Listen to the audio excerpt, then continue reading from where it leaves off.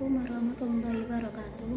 Untuk mengawali pembelajaran hari ini, mari kita buka dengan membaca surat Al-Fatihah. Semoga dengan baca surat Al-Fatihah kita dapat ridha Allah dan dapat mengamalkan materi-materi yang kita akan pelajari hari ini. Al-Fatihah. A'udzu billahi minasyaitonir rajim. Bismillahirrahmanirrahim. Alhamdulillahirabbil alamin. Arrahmanirrahim. Maliki yaumiddin. Iyyaka na'budu wa iyyaka nasta'in. Ihdinas siratal mustaqim.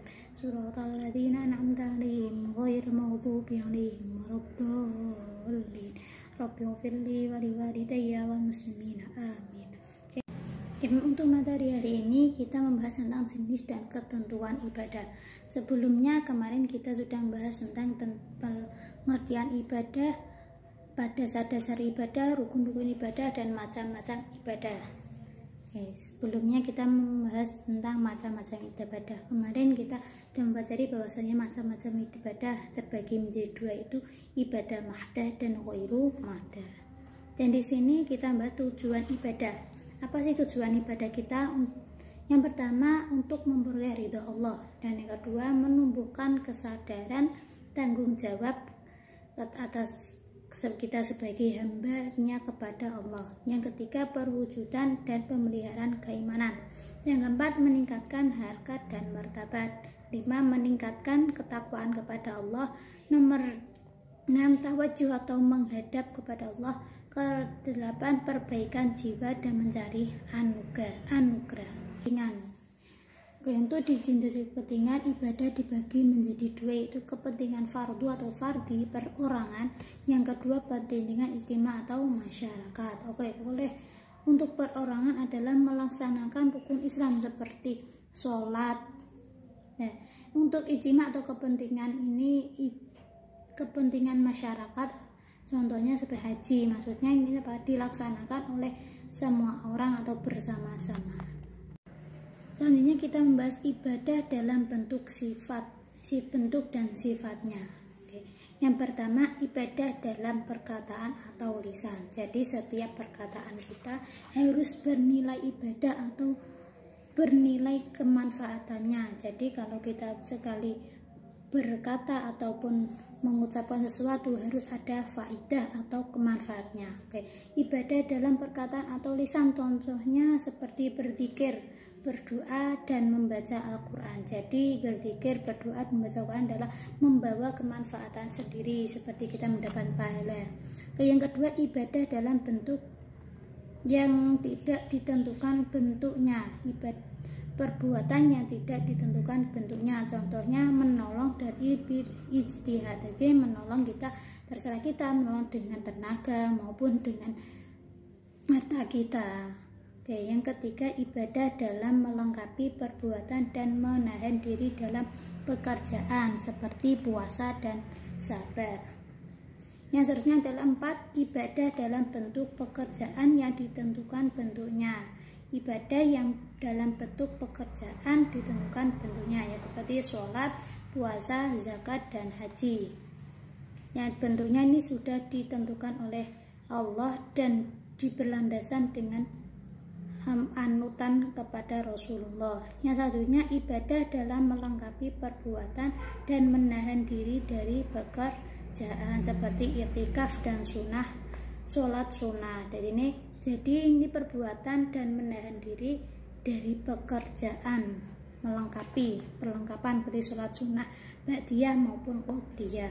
Selanjutnya adalah ibadah dalam bentuk pengguguran hak, contohnya memaafkan dan membebaskan orang-orang yang berhutang. Jadi kita memaafkan dan membebaskan hutang seseorang itu termasuk ibadah, atau karena itu saling menolong seseorang tersebut.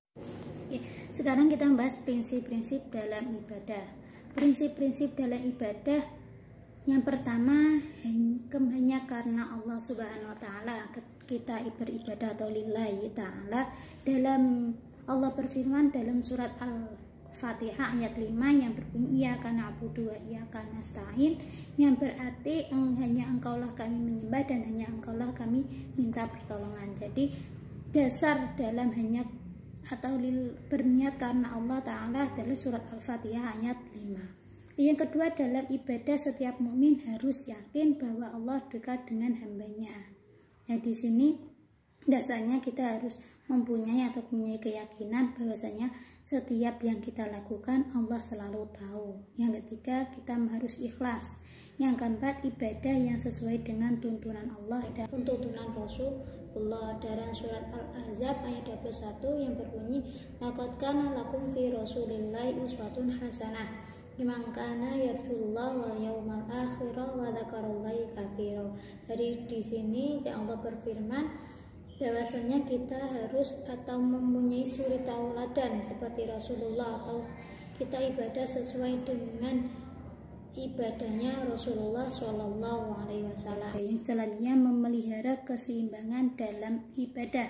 Yang saja ibadah itu mudah dan meringankan. Ya, bukti ibadah itu mudah dan meringankan seperti kita sholat. Ketika kita sholat tidak mampu untuk berdiri, kita boleh berbaring atau duduk.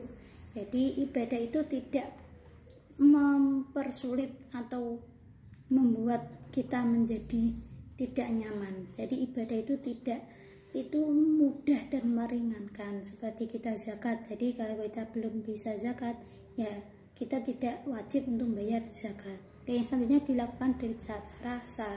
Secara sah ini maksudnya kita harus melakukan rukun-rukun sebelum melakukan ibadah.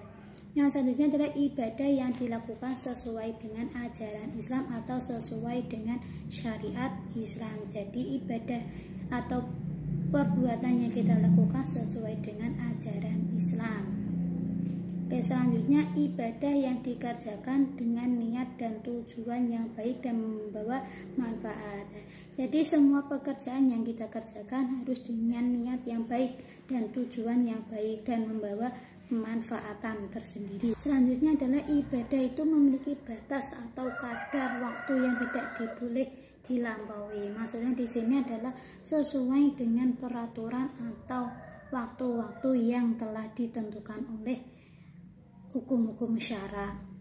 Yang selanjutnya, ketika melakukan kerjaan hendaknya senantiasa mengikuti hukum-hukum syara yang syariat dan batasannya. Seperti sholat, ketika kita sholat zuhur maka harus dikerjakan dalam 4 rakaat. Dan selanjutnya terakhir adalah dalam mengerjakan sesuatu ibadah tidak lalai dari ibadah wajib. Jadi kita mendahulukan ibadah wajib dulu sebelum melakukan ibadah-ibadah sunnah. Jadi selanjutnya kita membahas tentang manfaat dalam ibadah. Apa sih manfaat dalam ibadah kita atau pekerjaan yang kita lakukan yang baik sesuai dengan syariat agama? Oke, kita pertama memperoleh ridho Allah.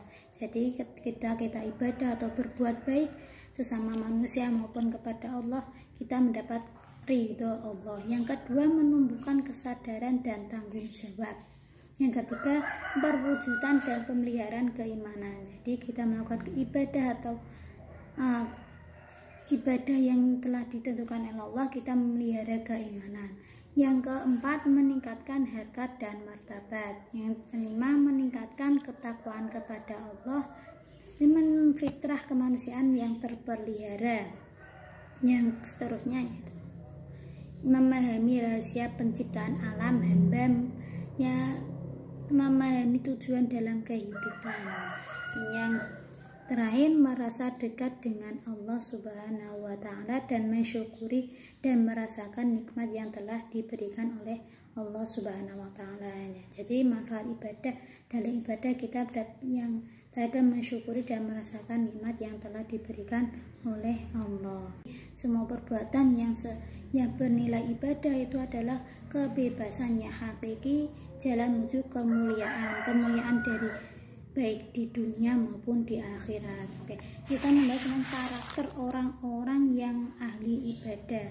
Yang pertama, mereka mempunyai sifat salimul aqidah atau aqidah yang lurus dan benar.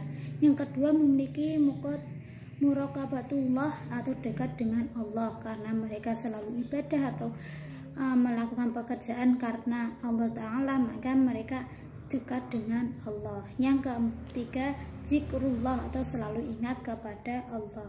Yang keempat, meninggalkan perbuatan syirik karena mereka yakin bahwasanya semua yang dikerjakan membawa ibadah, maka dia meninggalkan perbuatan syirik. Yang kelima, rajin membaca, memahami, dan mengamalkan Al-Quran, karena mereka yakin bahwasanya Al-Quran adalah sumber ilmu atau sumber hukum-hukum yang benar. Yang keenam, hasihul ibadah atau melakukan ibadah dengan benar dan istiqomah. Yang terakhir, mempunyai akhlakul karimah, karena mereka mempunyai keimanan yang kuat, maka mempunyai akhlakul karimah, akhlak yang terpuji. Oke, untuk menjaga konsisten atau istiqomah dalam ibadah, yang pertama kita harus melakukan dengan ibadah dilakukan dengan bersungguh-sungguh. Yang kedua, ibadah karena mendapatkan ridha Allah. Yang ketiga, menjauhkan sifat riya atau takabur. Jadi ketika kita ibadah jangan ada kata riya atau pamer. Yang keempat, menggali makna dan hikmah dalam pekerjaan. Jadi ketika kita melakukan pekerjaan maupun perbuatan, ini kita mencari makna dulu dan hikmahnya sebelum melakukannya. Yang seterusnya, melakukan memenuhi syarat dan rukun ibadah yang telah ditetapkan. Yang selanjutnya, berusaha disiplin dan konsisten dalam menjalankan ibadah. Seperti kita sholat, maka kita sesuai dengan waktu-waktu yang telah ditentukan. Yang selanjutnya, menumbuhkan gairah himmah dalam ibadah.